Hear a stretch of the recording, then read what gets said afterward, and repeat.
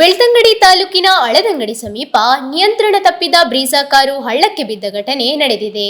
ಈ ತಿರುವಿನಲ್ಲಿ ನಿರಂತರ ಅಪಘಾತಗಳಾಗುತ್ತಿದ್ದರೂ ಸೂಕ್ತ ಸುರಕ್ಷತಾ ಕ್ರಮ ಕೈಗೊಂಡಿಲ್ಲ. ಸ್ಥಳೀಯರು ಸ್ಪೀಡ್ ಬ್ರೇಕರ್, ಸೂಚನಾ ಫಲಕ ಮತ್ತು ಬ್ಯಾರಿಕೇಡ್ ಒದಗಿಸುವಂತೆ ಹಲವಾರು ಬಾರಿ ಮನವಿ ಸಲ್ಲಿಸಿದರೂ ಅಧಿಕಾರಿಗಳು ನಿರ್ಲಕ್ಷ್ಯ ವಹಿಸಿದ್ದಾರೆ. ಈ ಬಾರಿಯೂ ಅಪಘಾತ ಸಂಭವಿಸಿದರೂ ಜೀವಹಾನಿಯ ಬಗ್ಗೆ ಮಾಹಿತಿ ಲಭ್ಯವಿಲ್ಲ. ಸಾರ್ವಜನಿಕರು ತಕ್ಷಣವೇ ಮುಂಜಾಗ್ರತಾ ಕ್ರಮ ಕೈಗೊಳ್ಳುವಂತೆ ಒತ್ತಾಯಿಸಿದ್ದಾರೆ. ನೀವೇನು ನೋಡ್ತಾ ಇದ್ದೀರಾ, ಈ ಅಪಘಾತವು ತುಂಬಾ ವರ್ಷಗಳಿಂದ ಕೂಡ ಇಲ್ಲಿ ಈ ಸ್ಥಳದಲ್ಲಿ ನಡೀತಾ ಇದೆ. ತುಂಬಾ ವರ್ಷದಿಂದ ಈ ದುರದೃಷ್ಟ ಅಂದ್ರೆ ಈ ರಸ್ತೆ ಮಾಡುವಾಗ ಆಗಿರ್ಬೋದು, ಇಲ್ಲಾದ್ರೆ ಈ ಪೈಪ್ಲೈನ್ ಹಾಕುವಾಗ ಕೂಡ ಆಗಿರ್ಬೋದು, ತುಂಬಾ ಸಲ ನಾವು ಸರ್ಕಾರಕ್ಕೆ ಮನವಿ ಮಾಡಿದ್ವಿ, ಸಾರ್ವಜನಿಕ ಸೇರಿ ಮನವಿ ಮಾಡಿದ್ವಿ.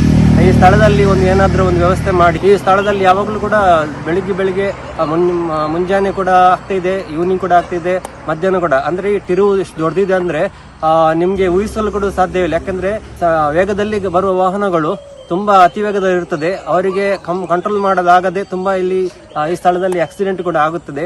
ಇದರಿಂದ ಸಾರ್ವಜನಿಕರು ಸೇರಿ ತುಂಬಾ ಸಲ ಈ ಸರ್ಕಾರಕ್ಕೆ ಮನವಿ ಮಾಡಿದ್ವಿ. ಇವತ್ತು ಕೂಡ ನೀವು ನೋಡಬಹುದು, ಮುಂಜಾನೆ ಹೊತ್ತಿನಲ್ಲಿ ಒಂದು ಆಕ್ಸಿಡೆಂಟ್ ಆಗಿದೆ.